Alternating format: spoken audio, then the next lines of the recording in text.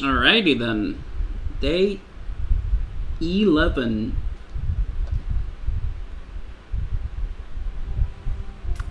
Last time we left it off, it had just become daytime, and I got myself the sword. So we're gonna move you around for a little bit. Move it like this, I think. Now, it could be a good idea to go and beat Lily and Lylene. Probably what I should do. More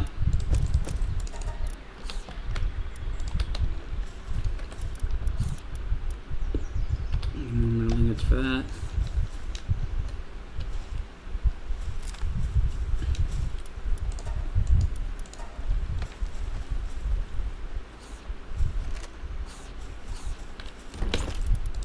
But what I think I'm going to do is fish.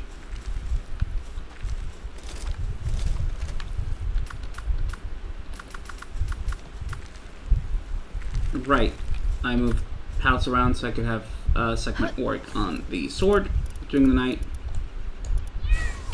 Hello there, my class of friends, and welcome to what is now the day 11 to 20 of our 100 days of Palworld. While our main goal for these 10 days is to defeat Layla and Lylene, I end up going on quite a few adventures regarding the Terraria dungeon, a quick visit to Fabric, and more exploration because we need a lot of items for what's coming up next on day 20 onwards. So please, enjoy!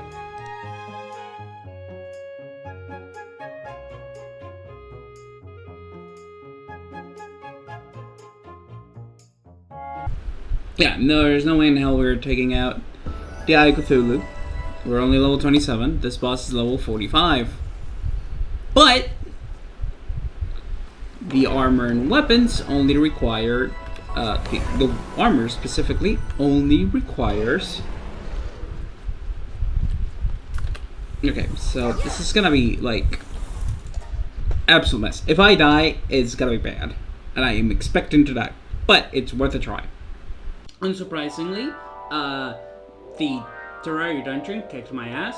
We were struggling the entire time, but we did get out with a couple of helmets, and we actually did decently well against the Eye of Cthulhu, which told me that if I took a little bit more time and preparation, I could probably do it. But considering the fact that I was level 27, and all the pals and monsters in the tutorial were level 30 onwards, I was going to need some more levels and time.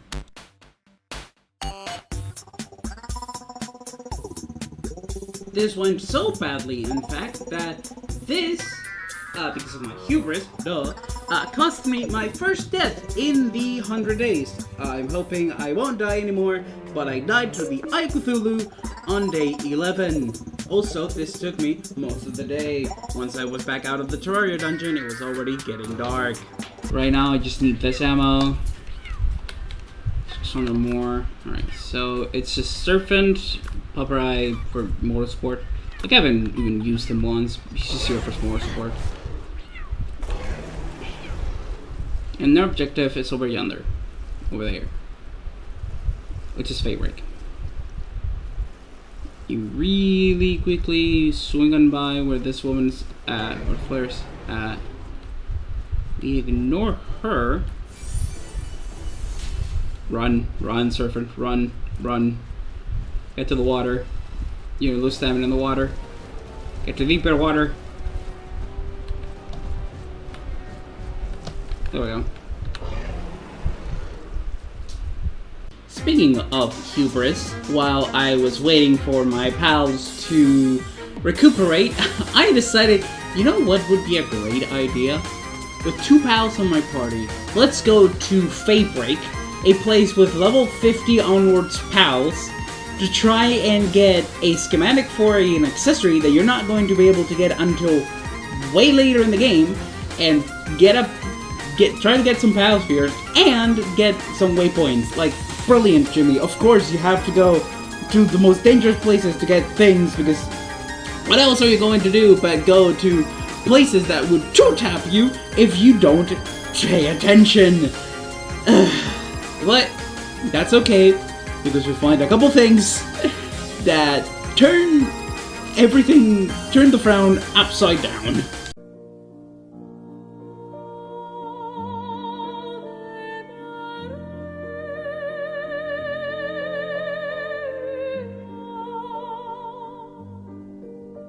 This egg because whatever it is, it's a fabric thing. And if it's an egg from the new area, that's usually a good thing. Yoink. Large common egg. We're not fucking with that alma skull. After grabbing that large common egg from fabric, we avoid the alma skull, we get the schematic, we do the quest for the Night Star stamps, which, by the way, I got exactly 10 for the quest, which is hilarious to think about. And then I grab a large frozen egg, and then I head home, because I don't really want to be in Fabric right now. It's a very scary place. Oh, and the quest gave us schematics for a flamethrower and a hexlight helmet. Those will become handy later on. Here, get me the hell out of Dodge. That was scary. Okay. We're back home. And we have these for the future. Okay, cool. We have a flamethrower schematic. And we got a level up. I think we have... No, we got one level up. Okay, this... We need one more level before I can get this, which is what will get us the armors and stuff. How's the pals that are knocked out doing? 2 minutes. Hold on. And 2. Wait, no. Just the 1. What's Turble? A little friend Turble. My little man. After those frankly terrifying moments in day 11, I have no idea what came over me in day 11. I just decided, danger. I want danger. I just decided, you know what? My pals still haven't healed. I just got 2 eggs. Let's start base renovating. And because, again, my goal is to make a base, like the main big base that I want to spend a lot of time building in and making it look pretty is in Fabric. But right now, this is what I have to work with.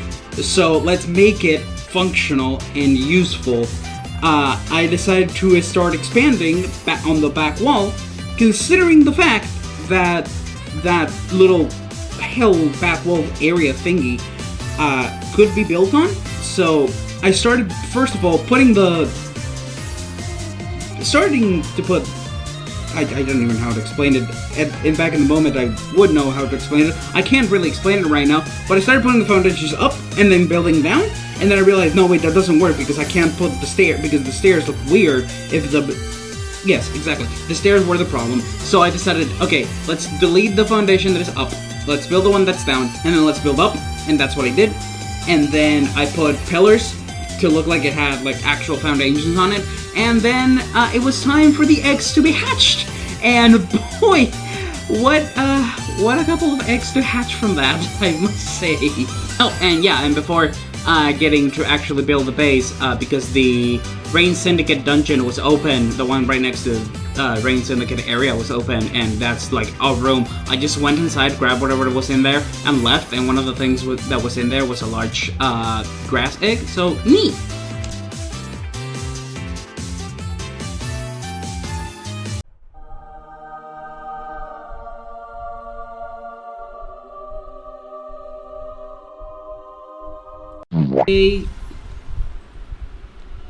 If only.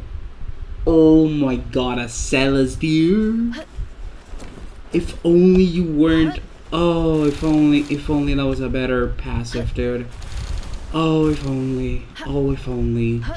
Chad, that could have been such a cool pal to use. That is like ridiculous. What? Okay, a Celestier. Cool. Okay, I was like, what common pals are there in Fabric? Yeah, it sells there. No shit, Sherlock. Okay, that's what it was. Oh, if only, dude. If only. If only. Okay, so... do I have this? I do not. Then I'm gonna make them do it. Because extra space is extra space, and we like extra space. Grab this and this. Open this large frozen egg, which is a Puritan Crest. I think that's better for mining than Incinerarium? Maybe. I know that you're better for wood cutting than you by a country mile, but that work speed is atrocious. This is 5, this is 3. It also has 6 on... I think, you know what? No, I'm gonna keep the 3 Incinerariums because I need them for working. Is this better right away? 4. Yes. 3, 2... what is that one again? Okay. So... Is it even better than Sekhmet?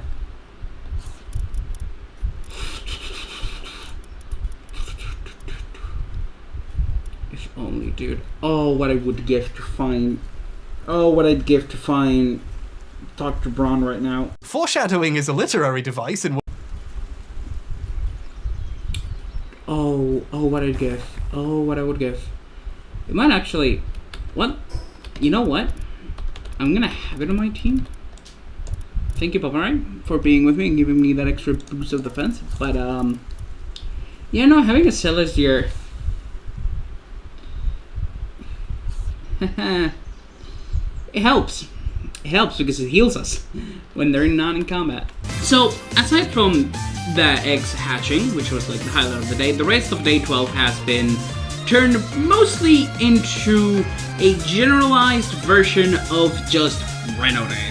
Making all of the crafting stations moved upstairs, liberating more space down, making weapons, making materials, making the PAL expedition station, all the things that I need to level up the base slowly but surely, and things that I need for putting more PALs in the base and getting it running better and better and better.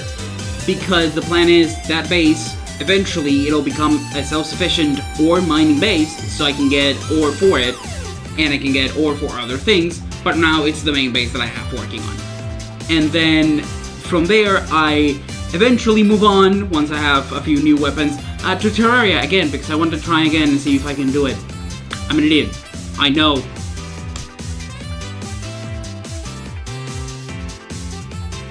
So I knew, getting into the second run, what I had to do in order to make it at least to the Eye of Cthulhu, which was not letting my dog die. And the idea for not letting my dog die was simple. Just don't idle on the technology menu, dog. You're like in the middle of a dungeon with pals and creatures that could kill you realistically in 2 to 3 hits. Why are you stopping by to smell the flowers and put technology points in there? So I ran. I grabbed all of the weapons and schematics I could, and I actually made it to the Eye of Cthulhu, and I actually beat the Eye of Cthulhu, which was very satisfactory. Unfortunately, I didn't get the Mask of the Eye of Cthulhu, which was unfortunate. It is an incredibly strong headwear, but I ended up getting something a little better.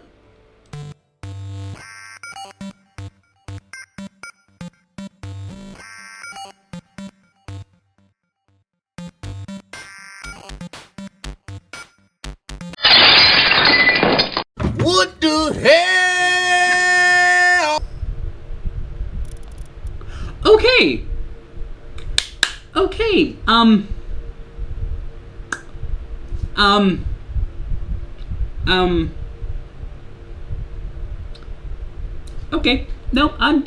No, I'm just...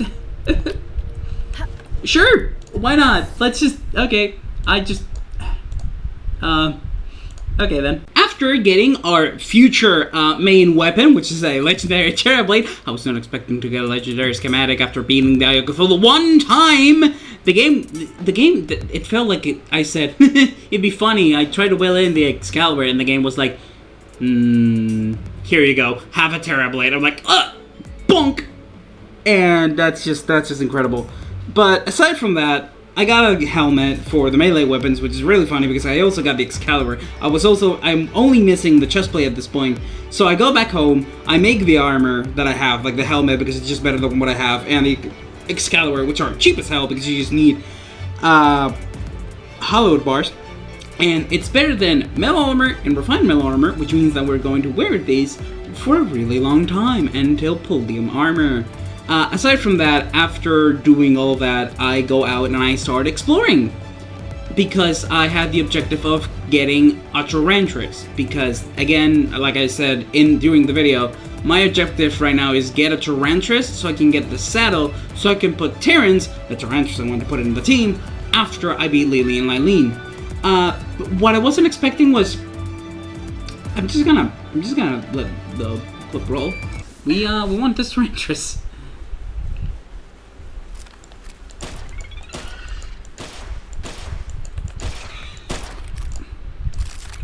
Well, now I'm poisoned, and so is my dog. Perfect. We only needed one, because that gives me a level 20, if I recall, the saddle for it. Which means your days are counted, buddy. So don't die on me now.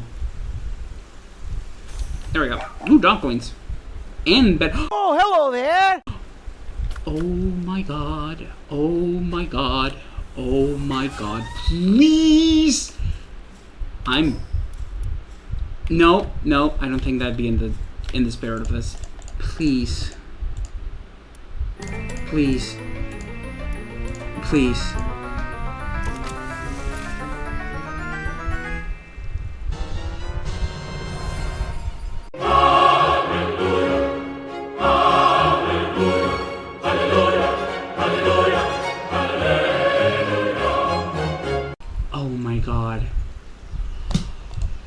Oh my goodness gracious. Okay. That's just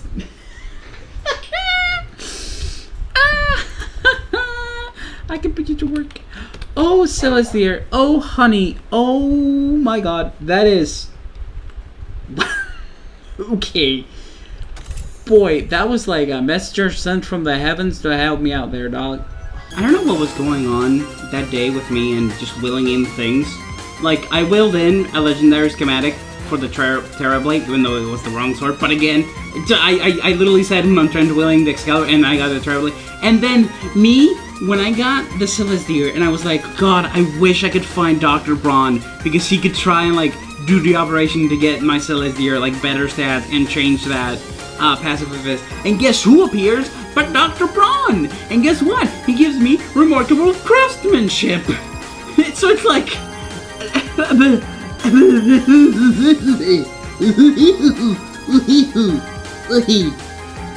anyway, moving on. After all of that, the idea was preparation.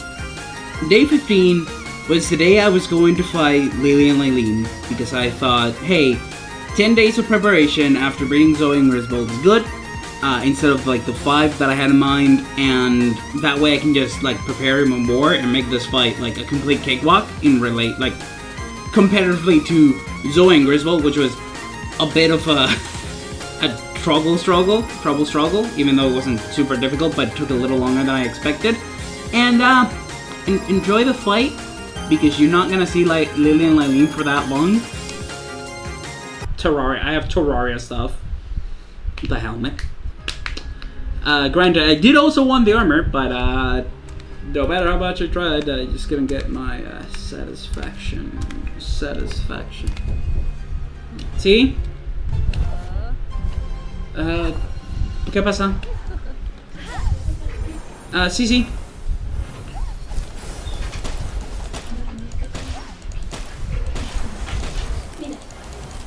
Gracias.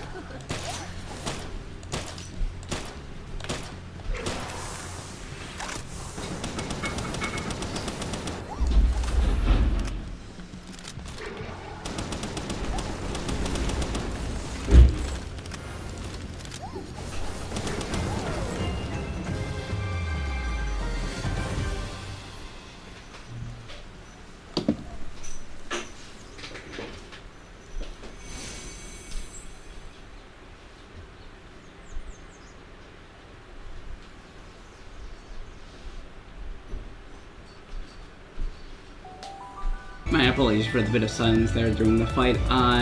Mom just had to enter the room for other reasons at that moment, so that was a bit of an awkward time where I didn't really want to commenting. But also, I just mopped the floor with Lily and Lylene.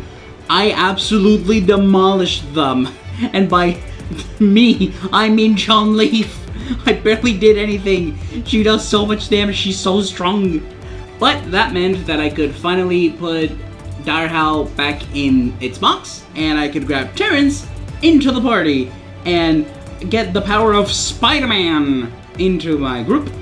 And then after that, actually I don't, at least until I have all the quests done and I go back to base if I recall. But once I do that, I start heading back to base. Guess what appears? That's another Lucky Sweet.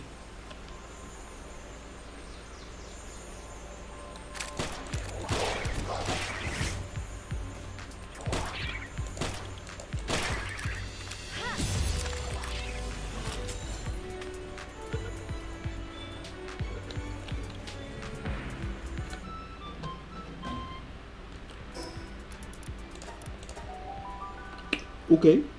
After beating Lily and Lylene, I'll be honest, there's not a lot until day 19, so I'm going to try and speedrun more or less what I worked on during days 15, 16, 17, and 18. But the general idea is that once I beat Lily and Lylene and I got the schematic points from it, I went to base and I started working on base. And then I would go, I think I went every day, once at least, or I think I went once or twice to the Terraria dungeon. And then I do the Terraria dungeon and I looked for the chestplate, and I got the schematics for the common chestplate. So I got that, I left the Terraria dungeon, I made myself that, and then I started exploring.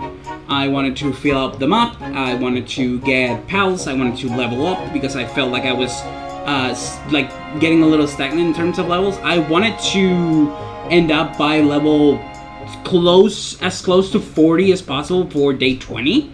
I did end up getting to level 39 more or less. Eventually, it got to a point where I was like, okay, I need specific resources, so I need to find a specific place.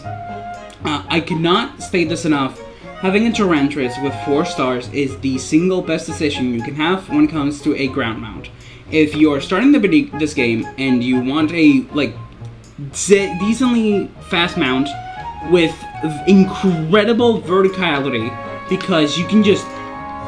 The things you can do with a maxed out Tyrantris are outstanding. They are incredible. It is, in my opinion, the best ground mount in the game, specifically because of the grappling hook and the fact that you can double jump out of the grappling hook, which makes things so much easier when it comes to traversal. I think from now on, unless I get a really good flying mount, which I will probably eventually do, you're just going to see me run around with Tyrantris, and maybe if I have to cross the ocean. The only weakness for Tyrantris is water. It's a really slow power in water. But for that, you can just have a surf end, which is what I have. Which is also the reason why I decided one point, I think it was day 16, let's go to the desert and let's look for the schematics for the Underclimate t-shirt, because I need that. Because I'm going into the volcano, after we're going into the icy mountains. Fabric has a really cold area, so getting the schematics from the Underclimate shirt, which is the one that reduces both hot and cold, it gives you resistance to that, is incredibly useful, which is also another thing I keep working on, not super working on that part, but I do start working on it, because I want my Underclimate t-shirt. I want, I have, start making myself, a mental list of the things that I want by the end of day 20, and things that I still have to work on for day 21 onwards. But it's this idea of, okay, I have everything in mind, and I want to get to it, and I get to it, but I also get really sidetracked with dungeons and pals and catching and collecting and opening chests and looking for other things and getting waypoints, which I do get the waypoint for the desert town as well, which makes teleporting in and out of places much easier than to just, you know, have to work everywhere for it. And specifically because the desert town is another place where we'll have quests regarding the main story. Which, by the way, the main story is now sending us to the fisherman's village in the volcano. If you're liking what you're watching currently, please do like and subscribe, because every like, every subscribe means more people get to watch these kinds of series, and it means a lot to me. So I'd love it if that could happen. And if there's anything that, any suggestion, anything that you people want to tell me that I could do for the 100 days, even if it's like a little challenge like, oh hey, could you like try to capture this pal, and I could try. Maybe I can't do it, but I'll try. While all of the things that I've been speaking also rung true, another thing I did during these past days, before day 19, was I started doing the Zoe and Grisbold quest, because getting another Grisbold, aside from, you know, the one that you get from catching it, that you need to Zoe, might be really useful for the later on, so I also started doing the lines for the quest for Zoe, which meant going into the restricted area 1 and catch the Grisbold, show her the Grisbold, kill some Pal Alliance, free Pal Alliance people, talk to her again, and then finally, you know, all the, oh hey, could you find this blanket for me? And I got the blanket for her, and also did the Halloween quest, because that's all experience and goodies that I can really use. And once I got the Underclimbing t-shirt, I did the Zoe quest, I got to the teleport to the desert town. I also checked the black market here. He was throwing 3 segments, and none of them had good passives, so I was like, look, if you had anyone with good passives, I could take them, but no thanks, they're also expensive to save us out, they're like 40,000 coins. So the next plan was finding a base. There is a spot with leaf and some moss sandus and robbing quills that had both quartz and sulfur, and since those two, you don't get their mining pits until really late levels, so I was like, okay, I think this is what I want to go for. And that's what I did midway through day 19. Here it is. This is the eventual place for my next base.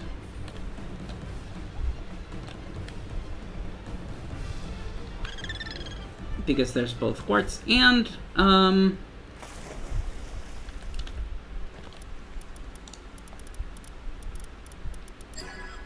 okay, maybe a weapon? I think it's a weapon? It might be an accessory. If it is an accessory, I'll take it. Oh! It's an upgrade, so we'll take it. I need some stone, I need some pallium. And a little more stone.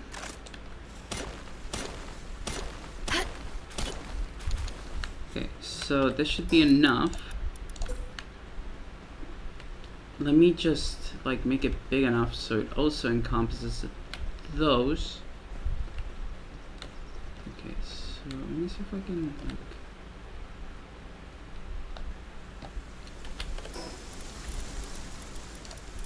I might need a little more wood. Hold on, how much is it for this?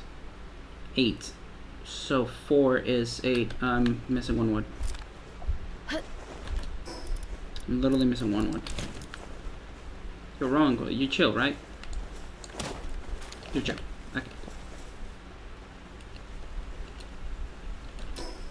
So, the idea is that I want to encompass large enough all of these without having to worry.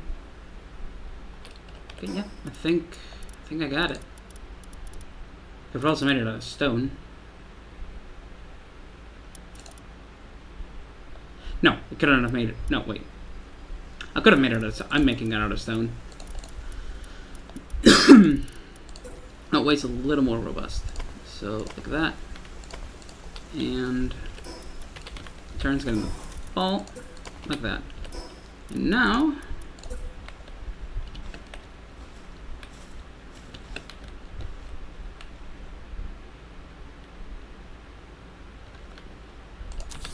there we go. And this will be base number 2. The idea behind base number 2 was incredibly simple. Grab the pals that I know that I have in my pal box right now that have mining efficiency, drop them there. Drop pals that have transport efficiency. Drop maybe 1 or 2 pals that can cut wood, and like drop pals to make sure this base can run on its own without me just having to worry about it. So I could just check in, grab the things, leave, and then I can leave them be for the time being. So that's the plan. And that's why I started also catching leafins. I caught a Mosanda. I caught a couple robin quills that were around there because those chop wood. They also, a lot of these pals also have like different work suitability, so it makes things easier. So the mining pals can just worry about the mining aspect and not other things. Oh, yeah, and it's very funny. I don't know why this happens, but while I was building the base, I just had a raid pop up, and there was a negotiator, and the dude just did not want to leave, so I ended up just killing him.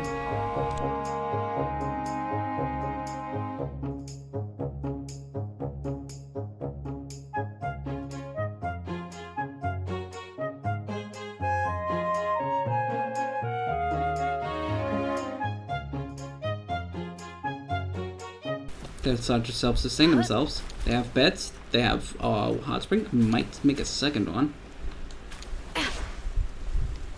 Okay, I just want to get out of this place. Fuck off.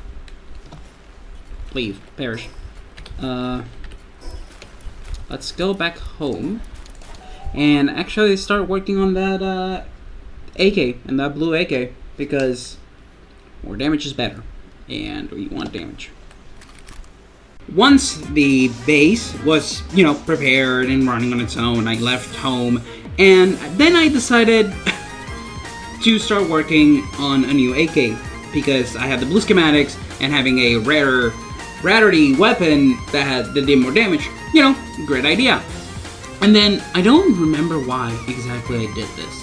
I'm only assuming it's to A, figure out when I'm going to build the fabric base, or B, to get PAL spheres, because it's always good to have higher level PAL spheres in case you need them, or you find a PAL you really want from that area. Yeah, no, I just went to Fabric for most of day 20, and I went out exploring, which it was kind of dangerous because I think I went down once, but Herbal picked me up. It was also really scary because, again, these PALs are like on their 50s. They're really high level, and I'm just a level 38, 39. I also did take down one of the AA guns, which, for the future will be useful. More space for me to fly around whenever I'm in Fabric, looking for effigies and etc, etc. But yeah, the idea for the rest of day 20 was get the blue AK working on, at least, or get the materials for it.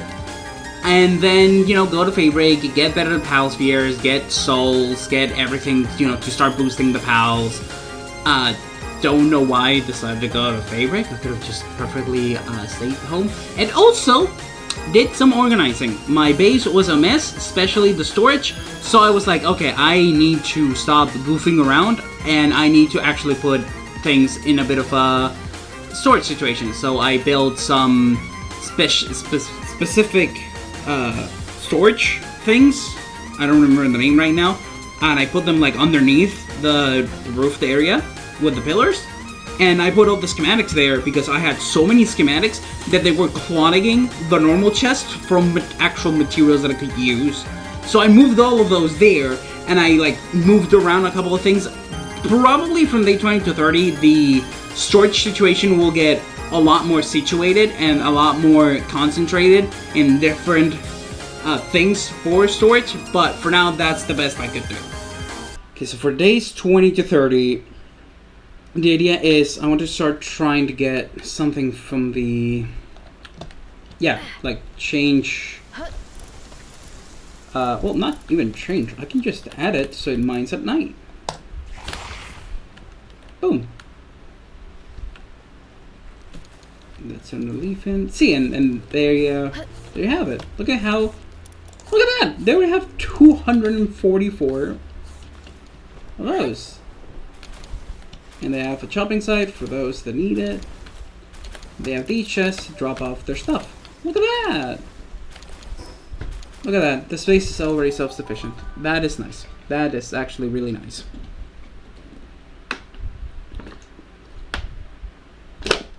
As some closing thoughts before, you know, the end of day 20. While I was, you know, preparing all the storage and Chun-Li was preparing the assault rifle, I had like a billion ideas I had in mind. For day 20 to 30, I definitely want to try and get better armor, better terraria armor. I want to, you know, see what those eggs hatch from. I want to improve the base, expand on it, you know, work on general sense of game things, not even just like, oh, I need this specific thing, in the sense of like, what, how to put it? I need more leverage to make things easier for me in the future. So getting better armor, for example, would work. But how do I get better armor? Doing more Terraria runs, because Paldium is not going to be available for me for a while. Because I don't think I can... No, I can get refined metal ingots. I can't get Paldium yet. And getting Paldium is going to take a back seat for armor for the Terrorblade. So getting better Terraria armor that can boost the damage of the Terrorblade is a better idea than getting Paldium armor. Regardless, that's more or less the idea. I want better weapons, better armor, improve the bases, expand on them, get more pals working on them, etc, etc, etc. But that's gonna be everything for me for today. Thank you so much, everyone, for watching, and I hope to see you all on days 21 to 30. Bye-bye!